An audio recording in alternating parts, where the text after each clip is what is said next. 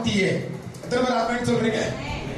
சபை என்பது இயேசு கிறிஸ்து வருகையின் போது, மணவாளன் வருகையின் போது முன்பாக புறப்பட்டு போகிற ஒரு மணவாட்டிக்கு ஒப்பாக இருக்கிறது என்று வேதம் சொல்லுகிறது. சபை என்பது, சபையில ஒவ்வொரு சபை என்பது பில்டிங் கிடையாது. சபை என்பது செங்கல்லோ மண்ணோ கிடையாது. சபை என்பது சபைக்குள் இருக்கிற கர்த்தரை சொந்த தெய்வமா ஏற்றுக்கொண்டிருக்கிற ஒவ்வொரு ஜனங்களும் தேவனுக்கு முன்பாக புறப்பட்டு போகிற மணவாட்டிகளாக இருக்கிறோம். எத்தனை பேர் ஆமென் சொல்றீங்க? எத்தனை பேர் ஆமா நம்ம மணவாட்டின்னு சொல்றோம்? ஆமென். ஆமா, இயேசுவுக்கு முன்பாக நம்ம யாருங்க? மணவாட்டி. நம்ம மணவாளன் யாருங்க? ஏசாமி. அல்லேலூயா, ஏசாமி. வேதம் சொல்லுகிறது ஏசாயாவின் புத்தகத்தில், கர்த்தருக்குள் பூரிப்பாய் மகிழ்கிறேன், என் தேவனுக்குள் என் ஆத்துமா களி கூறுகிறது. எவ்வளவு பெரிய சந்தோஷத்தை சொல்ல வராரு பாருங்க ஏசாயா. அந்த தீர்க்கதரிசி சொல்றாரு, எவ்வளவு பெரிய சந்தோஷமான நிகழ்ச்சி சொல்றாரு. கர்த்தருக்குள் மகிழ்கிறேன், பூரிப்பாய் மகிழ்கிறேன், என் தேவனுக்குள் என் ஆத்துமா எப்படி இருக்கு? களி கூறுகிறது. மணவாளன் ஆபரணங்களினால் தன்னை அலங்கரித்துக் கொள்கிறது போல. எப்ப மணவாளன் அலங்கரித்துக் கொள்வான்? திருமணத்துக்கு அப்ப.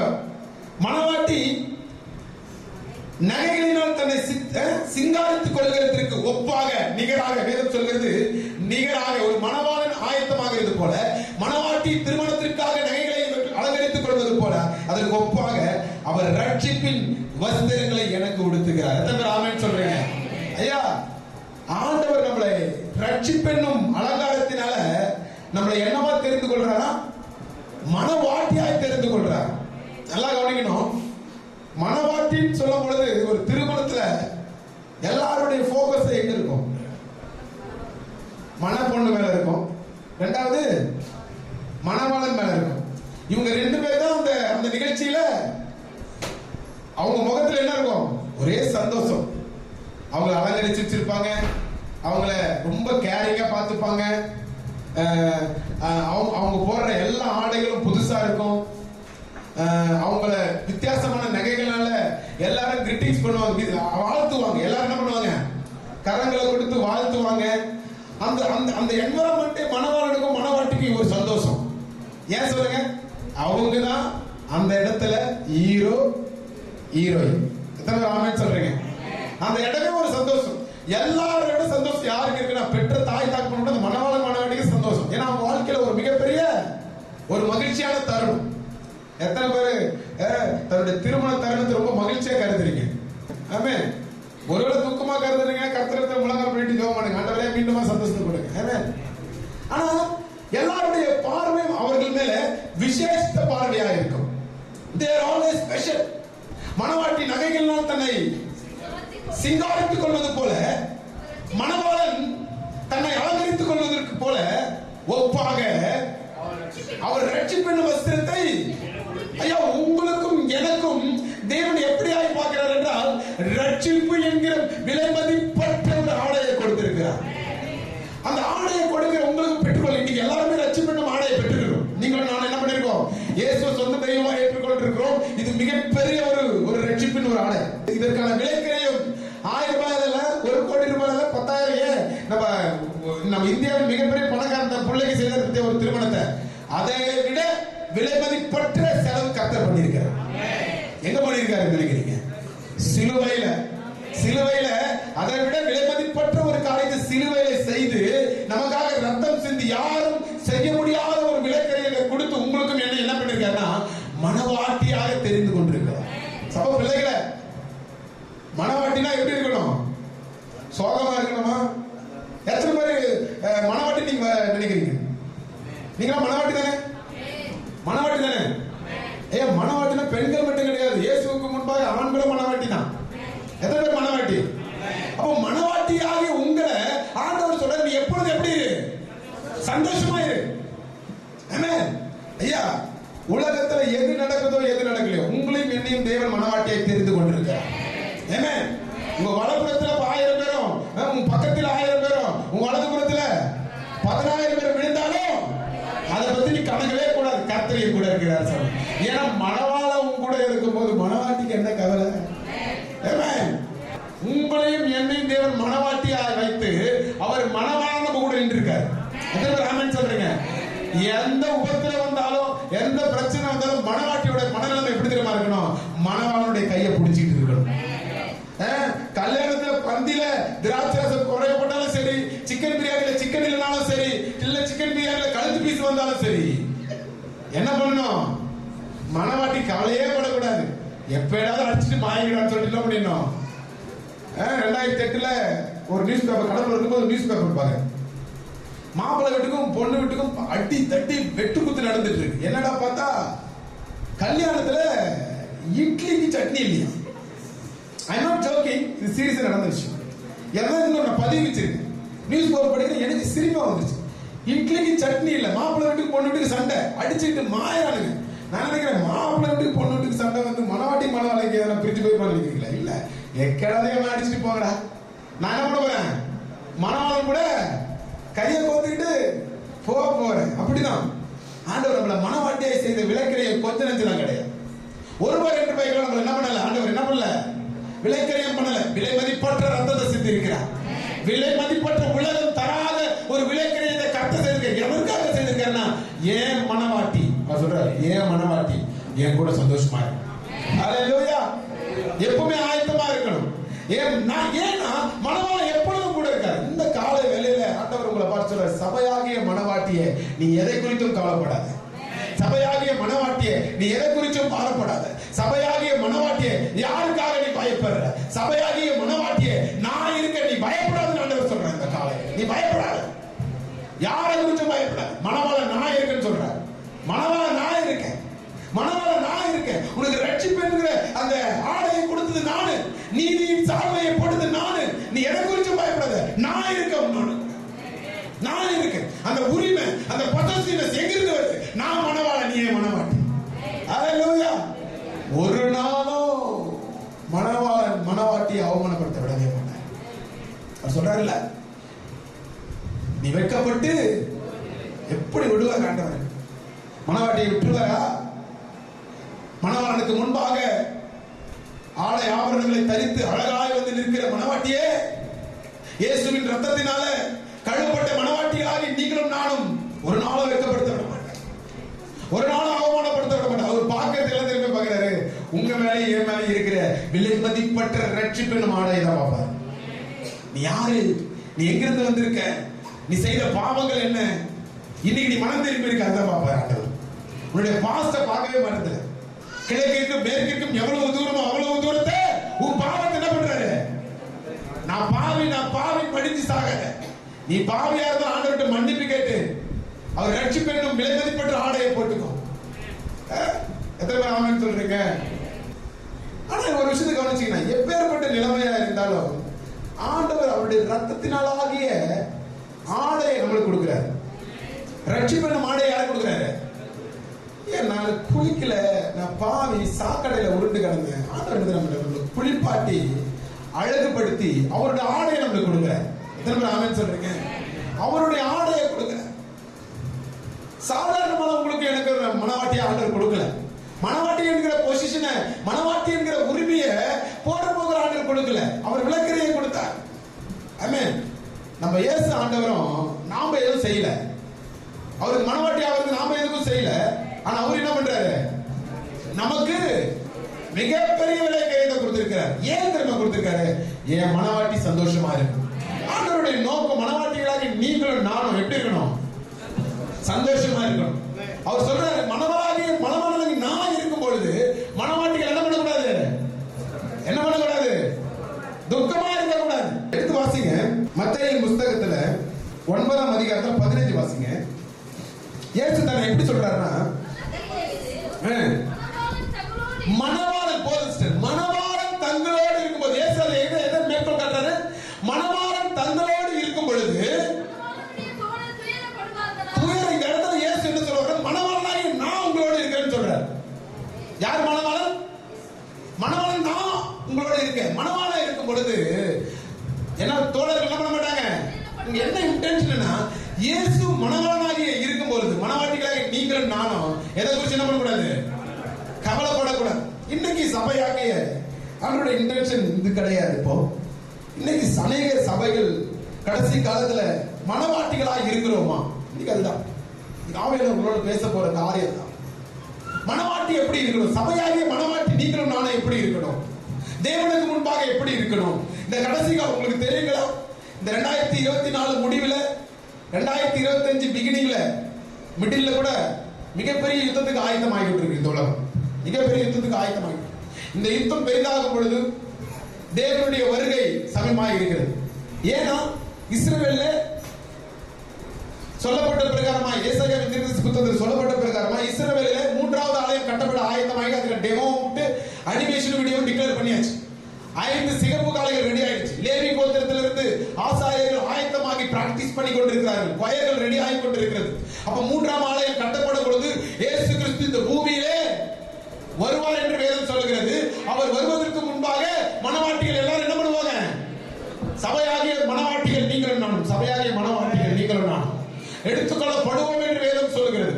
இன்னைக்கு இந்த காலகட்டத்தில் சபையாகிய மணவாட்டிகள் தேவனுடைய வார்த்தையின் பிரகாரம் ஆயத்தமாக இருக்கிறோமா? இன்னைக்கு அதான் பார்க்க போறோம். எல்லாருமே ஆயத்தமாக இருக்கிறோமா? தேவனுடைய சமூகத்தில் நாமளும் ஆயத்தமாக இருக்கிறோமா? நம்ம சுத்தி இருக்கிறவங்களே ஆயத்தமாக உருவாக்குகிறோமா? இதான் முக்கியம். எடுத்து வாசிங்க. மத்தேயுவின் புத்தகத்துல 25ஆம் அதிகாரம் முதல் வசனத்திலிருந்து வாசிக்கலாம். வேதம் சொல்லுகிறது, பரலோக ராஜ்யம் மணவாளனுக்கு எதிர்கொண்டு போகிற தீவெட்டிகளை பிடித்துக் கொண்டு போகிற 10 கன்னிகைகளுக்கு ஒப்பாய் இருக்கிறது. தெளிவாய் இந்த மத்தேயுவின் புத்தகத்துல 25ஆவது தெளிவாக சொல்லுகிறது, 5 கன்னிகைகள் புத்தி உள்ளவர்கள், 5 கன்னிகைகள் புத்தி இல்லாதவர்கள். மணவாளனை எதிர்கொண்டு போகிற 10 கன்னிகைகள்ல 5 கன்னிகைகள் யாருங்க? புத்தி உள்ளவர்கள். 5 கன்னிகைகள் யாருங்க?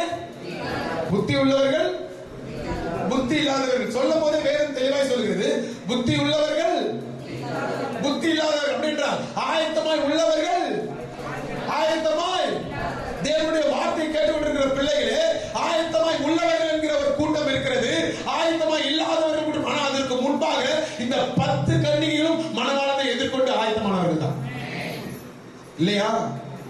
10 பேரும் யாரை நோக்கி போறாங்க? இயேசுவை நோக்கி தான் போறாங்க, அப்படிதானே? 10 பேரும் இயேசுவை அறிந்தவர்கள் தான். 10 பேரும் மணவாளன் என்கிற ஒரு நபரை அறிந்தவர்கள் தான். அதனாலதான் தீவெட்டி எடுத்துட்டு போறாங்க. ஆனா வேதம் சொல்லுகிறது, நீ இயேசுவை அறிந்திருக்கிற, அவர் யார் என்று அறிந்திருக்கிற, அவர் ரட்சிப்பின் அனுபவத்தை அறிந்திருக்கிற. இருந்தாலும் 10 பேர் புத்தி உள்ளவர்கள், 5 பேர் புத்தி உள்ளவர்கள். 5 பேர் என்ன யாரு? மணவாளன் யாரும் தெரிஞ்சு போச்சு, எதிர்கொண்டு போற ஒரு ரட்சிப்பு என்னன்னு தெரிஞ்சு போச்சு, சபைக்கு போற லட்சக்கணக்கான கூட்டங்கள் வேதத்தை தூக்கிட்டு சுமந்துக்கிட்டு போறீங்க, ஆண்டவரை நோக்கி போறீங்க, வசனத்தை கேட்கறீங்க, கர்த்தரை துதித்து பாடுறீங்க. அப்படி இருந்தும் 5 பேர் புத்தி உள்ளவர்கள், 5 பேர் புத்தி இல்லாதவர்கள் எப்படி இருப்பீங்க? சபை பிள்ளைகளை காதுள்ளவன் கேட்டுக்கடவன். இந்த கடைசி காலத்துல வேத வசனத்தை கருத்தா கவனிக்க. 10 பேர் மணவாளனை அறிந்தவர்கள் தான். இங்க இருக்கிற 100 பேருக்கு மணவாளனை இயேசு கிறிஸ்துவை அறிந்தவர்கள். ஆனாலும் 50 பேர் என்ன பண்றாங்க? இன்னும் வளர்ந்துகிட்டே போறாங்க, சத்தியத்துல வளர்றாங்க, ரட்சிப்புல வளர்றாங்க, மேன்மையில வளர்றாங்க. ஆனா 50 பேர் என்ன எப்படி இருக்காங்க? இன்னும் வளராம குழந்தைய போலதான் இருக்காங்க. 10 வயசானாலும் வளர மாட்டாங்க, 15 வயசானாலும் வளர மாட்டாங்க. அவங்களுக்குள்ள அந்த ரட்சிப்பின் அனுபவம் இல்ல, சத்திய விசுவாசத்தின் அனுபவம் கிடையாது, வார்த்தையின் அனுபவம். ஏன்? அதே மணவாளன் யாருக்கு தெரியுது? 10 கன்னிக்கு தெரிஞ்சுதான் போறாங்க. 10 பேர் என்ன எடுத்துட்டு போறாங்க? பக்கத்துல ஷோல்டர் தட்டி சொல்லுங்க. 10 பேரும் நீங்க ஷோல்டர் தட்டணும்னா அவங்களுக்கு வலிக்கிற மாதிரி லைட்டா தட்டுங்க, தூங்கக்கூடாது. எத்தனை பேர் ஆமென் சொல்றீங்க? அது குழந்தை போய் அடிக்காதீங்க, அவங்க தூங்கக்கூடாது. அல்லேலூயா. 10 பேருக்கு யாருக்கு தெரியுது? 10 பேருக்கு யாருக்கு தெரியுது? இயேசு யாருக்கு தெரியுது? ஆனா 5 பேர் யாரு? புத்தி உள்ளவர். சபையை மிகப்பெரிய பாடமான காரியத்தை உங்களோட பகிர்ந்து கொள்ள போறேன். 5 பேர் புத்தி உள்ளவர்களாக இருந்து ஏன் 5 பேர் புத்தி இல்லாதவர்களாக இருக்கிறார்கள்? 100 பேர் சபைக்கு வரும், 200 பேர் சபைக்கு வரும், அதுல 50% புத்தி உள்ளவர்களாக இருக்கிறோமே, 50% புத்தி உள்ளவர்கள் புத்தி இல்லாதவர்களாய் உலக பிரகாரமாய் நடக்கிறோமே. இன்னைக்கும் கிறிஸ்தவ பிள்ளைகள் ராகு காலம் கண்ட பாக்குறாங்க. இன்னைக்கும் நல்ல நேரம் கட்ட நேரம் பாருங்க. எத்தனை பேர் ராகுகள் எனக்கு ஒரு சில நேரத்துல பிரேயர் பண்ண கூப்பிடுவாங்க. நான் எதுக்கு இந்த நேரத்துல என்ன பிரேயர் பண்ண கூப்பிடுறாங்க? சில தலை போட கூப்பிடுவாங்க, சில பேர் மாஸ்கால் வைக்கிறது கூப்பிடுவாங்க. ஆனா அவங்க குறிப்பிட்ட நேரத்தை கூப்பிடுவாங்க. அப்புறம் சரி இவங்க என்னதான் கூப்பிடுறாங்க, இன்னைக்கு இன்னமா ராகுகளையம் கேட்டா கரெக்டா அவங்க கூப்பிட்ட நேரத்தை ராகுகளையம் மாட்டோம். இன்னைக்கும் என்னது ராகுகளையம் கண்டோம், குறி சொல்றது, குறி கேட்கறது, என்ன பண்றது, இதெல்லாம் இன்னமும் ஃபாலோ பண்ணிட்டு இருக்காங்க. ஆனா இவங்க யாருங்க? சத்தியத்தை அறிந்து கொண்டிருக்கிறேன் என்கிற சொல்லுகிற 50 5 புத்தி இல்லாத ஸ்திரீகள். எத்தனை பேர் ஆமென் சொல்றீங்க? சபை பிள்ளைகளே, மனவாட்டியாக உங்களுக்கு நல்ல நேரம் கெட்ட நேரம் உலகத்தில் எல்லாமே நல்ல நேரம் தான். ஏன் நீங்க தான் இந்த ஈவென்ட்டுக்கு ஹீரோயின், ஹீரோ நீங்க தான் ஸ்பெஷல். என்னைக்கு கர்த்தராகிய இயேசு சொந்த தெய்வமா ஏற்றுக்கொண்டிருக்கிறீங்களோ அன்னைக்கே நீங்க தான் மனவாட்டி ஆயிட்டீங்க. உலகமே அழிஞ்சாலும் நீங்க தான் மனவாட்டி, அவர் தான் மனவாளி. ஒருபோதும் அதை காம்ப்ரமைஸ் பண்றதுக்கு எதுவுமே கிடையாது. யார் என்ன சொன்னாலும், யாரு குறை சொன்னாலும், யாரு குற்றப்படுத்தினாலும் கர்த்தராகிய தெய்வம் தான் உங்களுக்கு யாரா இருக்கிறாரு. உங்களுக்கு எதை பத்தி கவலை கிடையாது.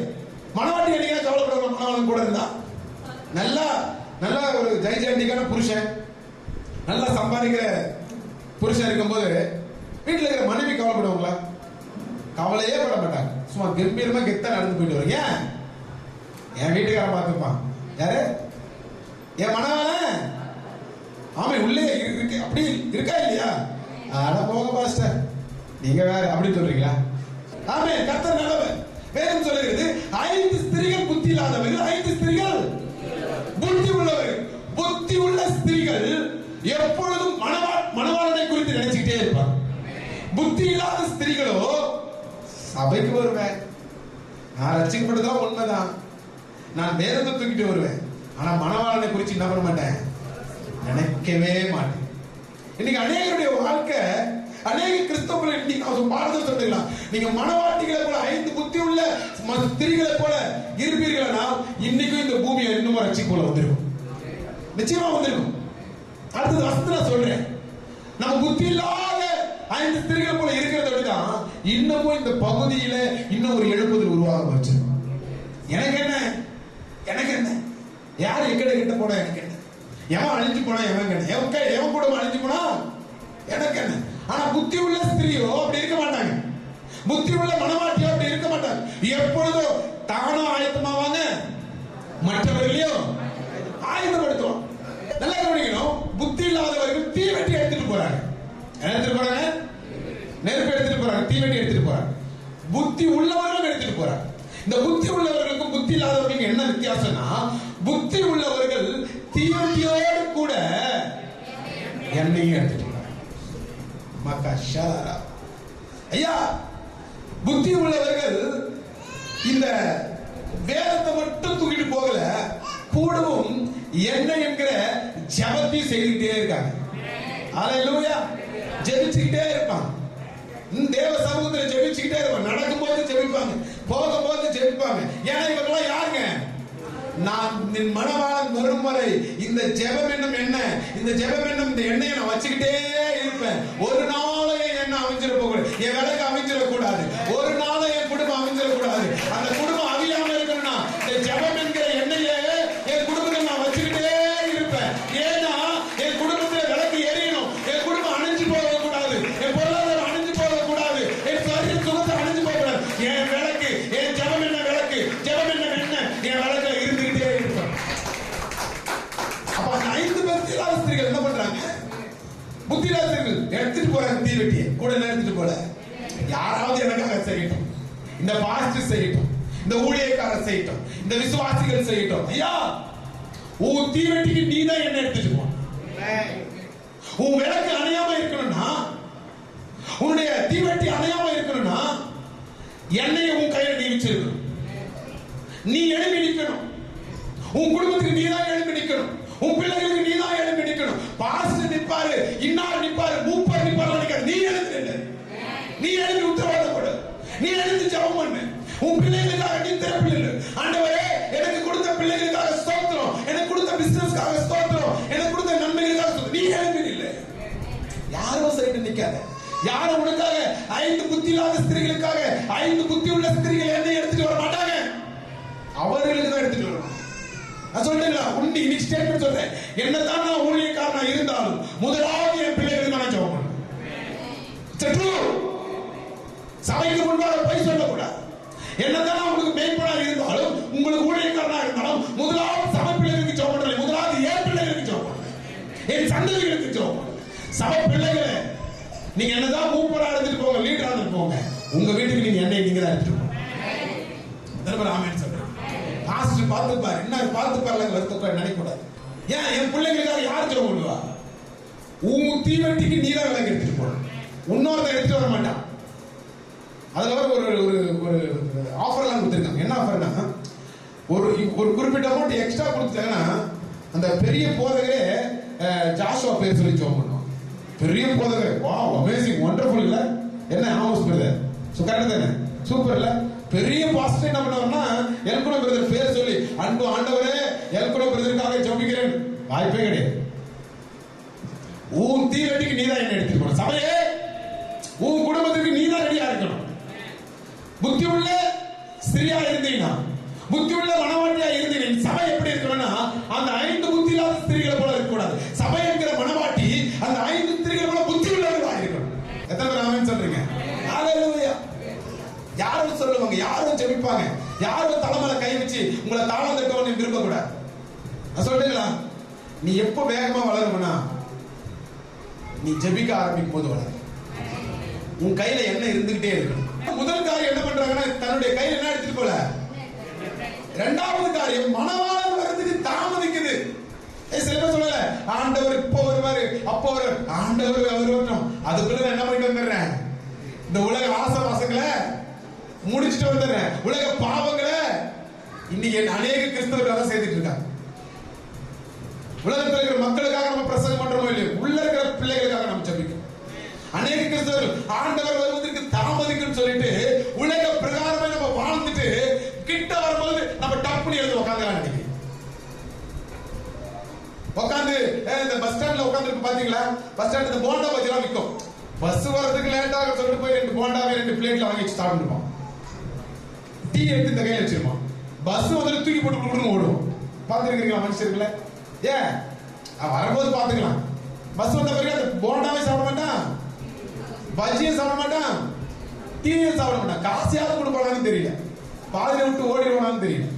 அவசர அவசரம் ஆண்டவர் கர்த்தர் தாமதிக்கிற 2 பேர்கள் என்ன பண்றாங்களா, நிர்விசாரம்.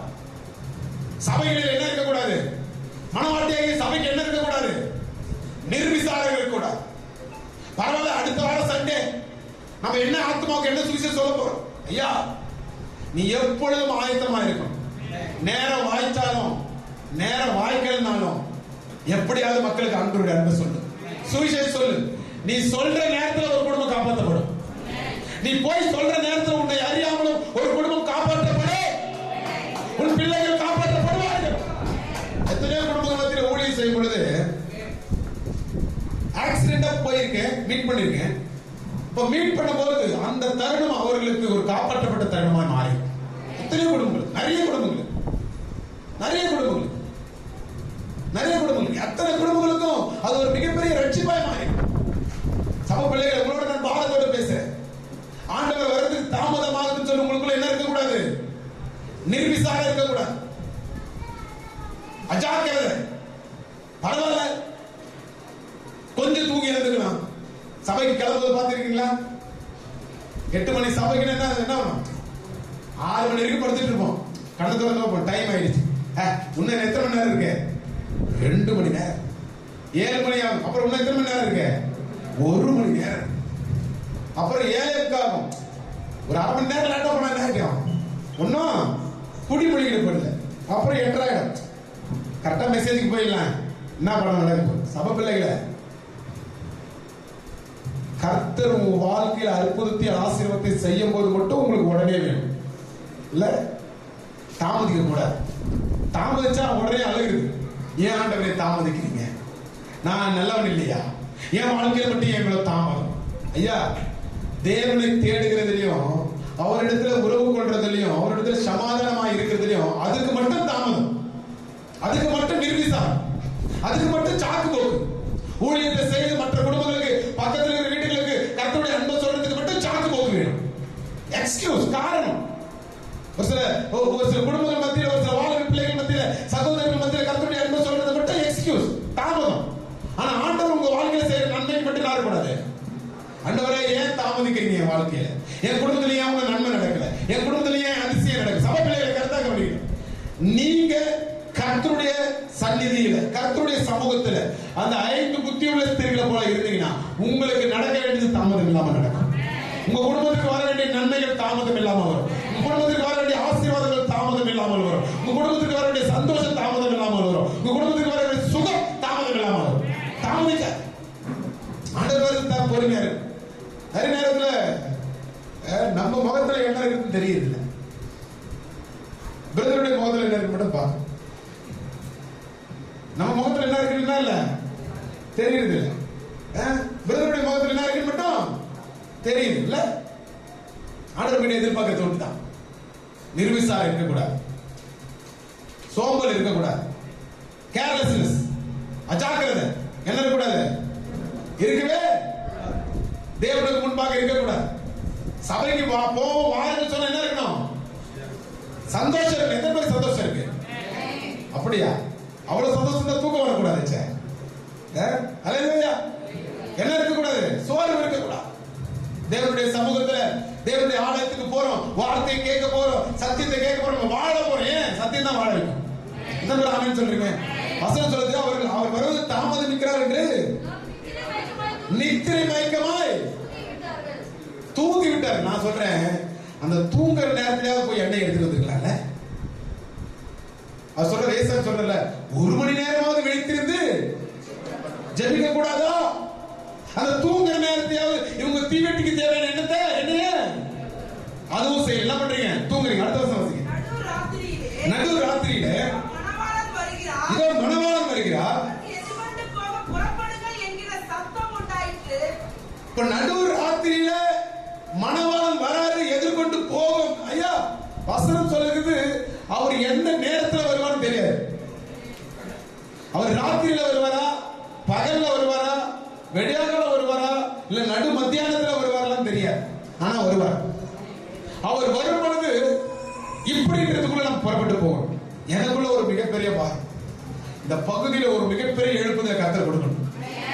அவர் வருகை சீக்கிரமா இருக்கு. இன்னைக்கு நான் சொல்றேன், இன்னைக்கு சொல்றேன், உங்க சந்ததி நம்ம சந்ததி தான் வருகையை பார்க்கும். ஆமென் சொல்றீங்க? நம்ம சந்ததி தான் ஒரு வருகையை மேற்கொண்டு போகும். நம்ம ஜெனரேஷன் தான் பார்க்க போகுது. நம்மளுக்கு பிறகெல்லாம் கிடையாது. நம்ம காலம் தான். காலங்கள் நம்ம தள்ளி போகிறது கிடையாது.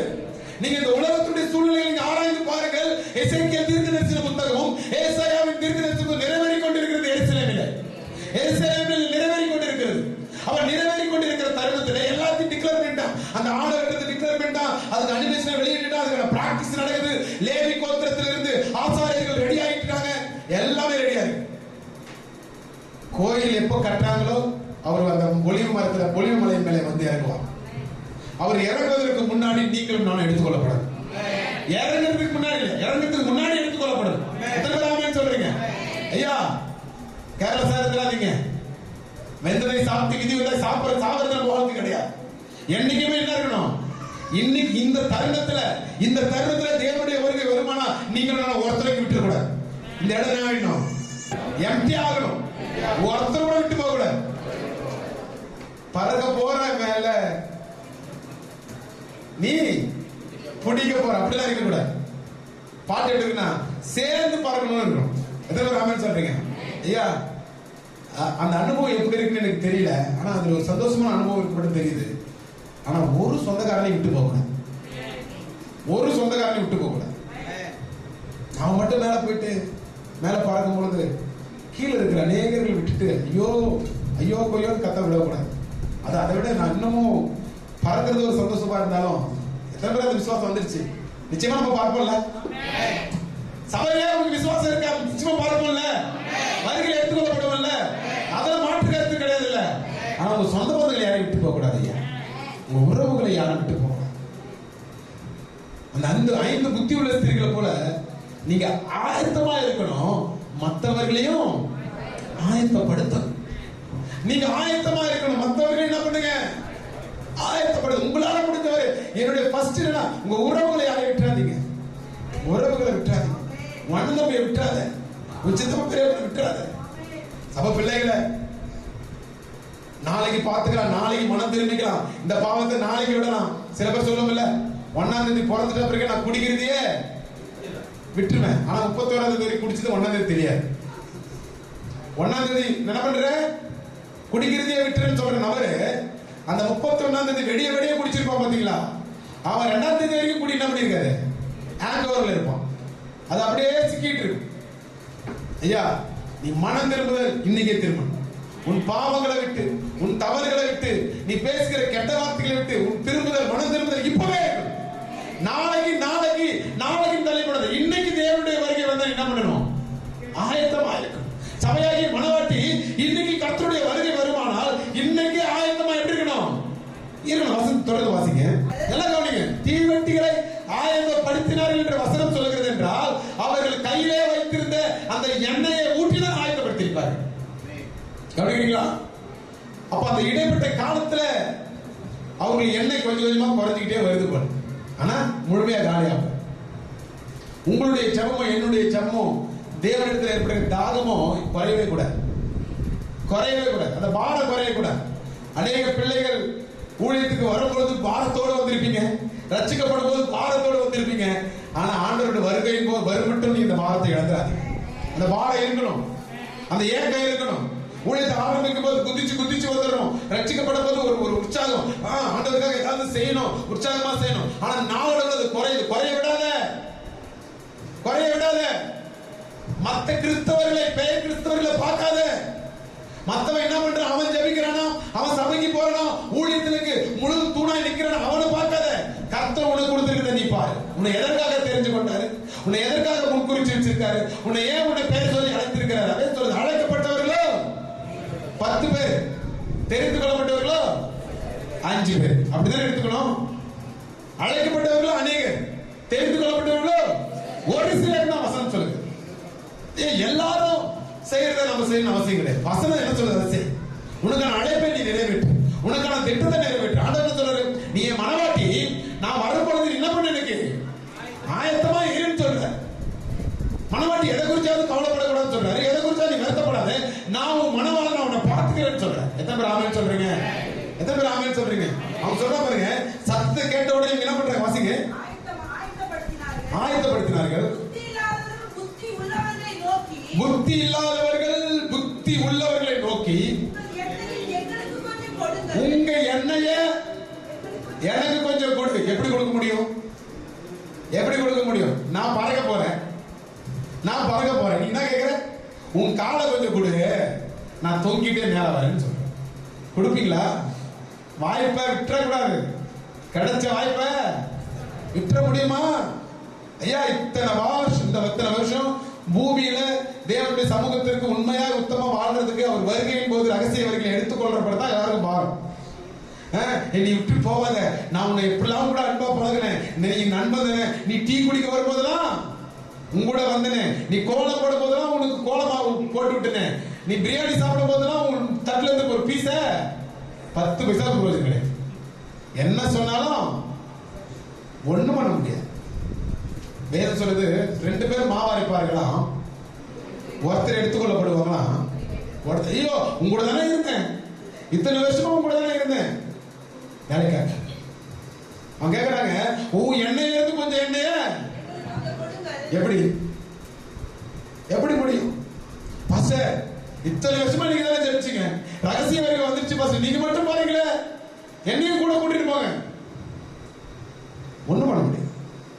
பிள்ளைகளே, உங்களை மனவாட்டியை கர்த்தருக்கு தெரிந்து கொண்டிருக்க, நீ வாழ்ற வாழ்க்கையில எப்பொழுதும் ஆயத்தமா இருக்கணும்.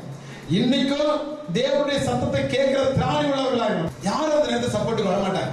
அவனு சொல்லிட்டாங்களா? ஒரு காரியத்தை சொல்லிட்டாங்களா? நீ அழுதுனா, உண்மை சொல்லுங்க, நீ அழுதுனா உன் பாரத்தை இறக்கி வைக்கிறதுக்கு மனிதர்களால் முடியவே முடியாது. மனைவியால முடியும் நினைக்கிறீங்களா? புருஷனால முடியும் நினைக்கிறீங்களா? பெற்றோர்களால், பிள்ளைகளால், யாரால முடியாது. உன் வழியை நீ மட்டும் தான் அனுபவிக்கணும். ஆப்பிள் நிறுவனத்தினுடைய ஓனர், அந்த நபர் சொல்றாரு, அந்த ஆப்பிள் போனோட ஓனர் ஸ்டீவ் ஜாப் ஒரு ஸ்பெஷல் டிசீஸ்ல இறந்துட்டார்.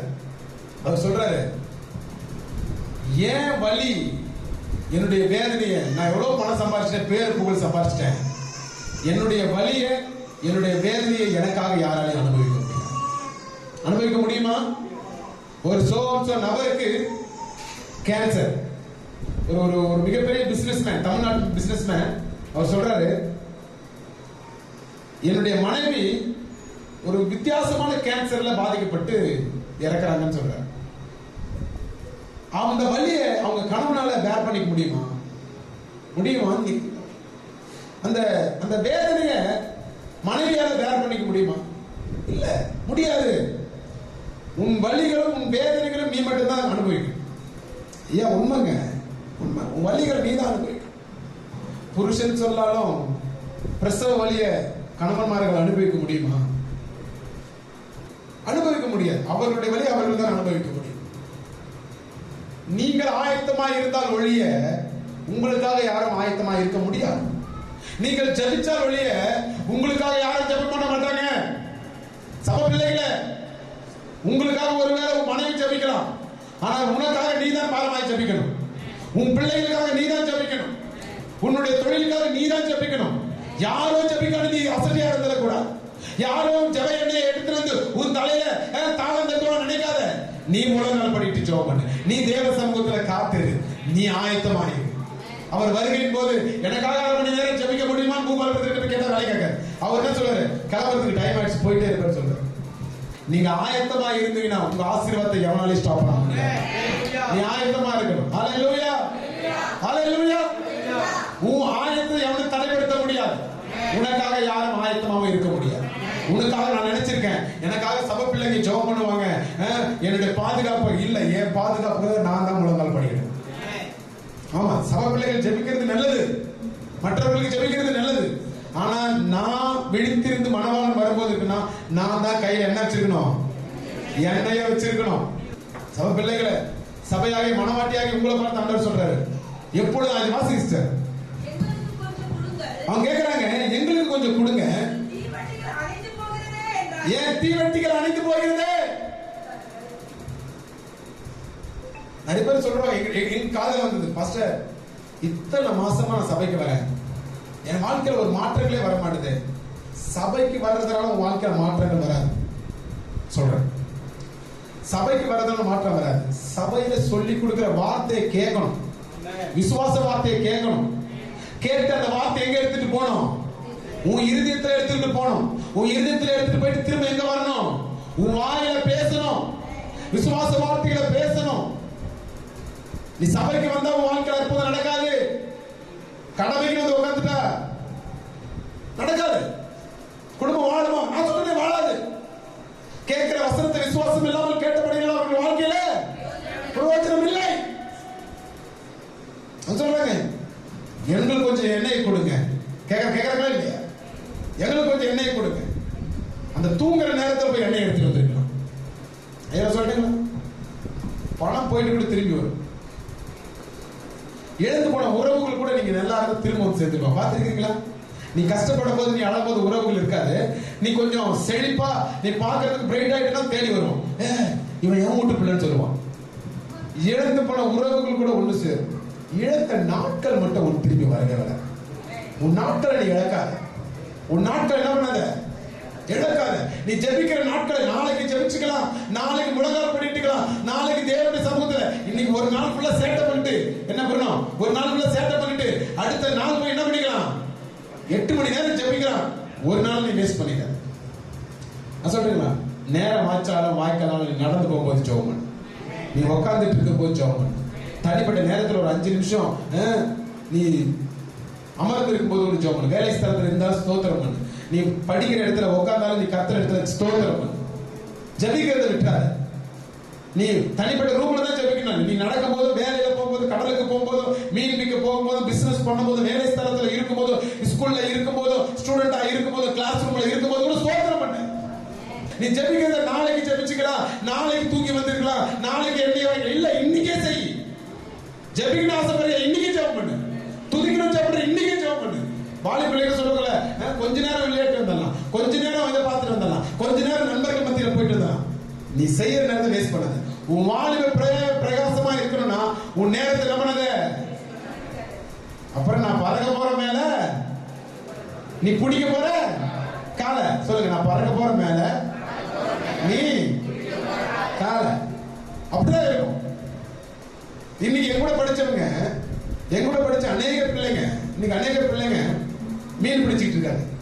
2 நாள் முன்னாடி ஒருத்தர் பாக்குறேன், ஒரு 45 50 வயசுல பல்லாம் கொட்டி போயிட்டு பைக் ஓட்டிட்டு போறாங்க. நான் காரை நிறுத்திட்டு முத்தி பாக்குறேன்.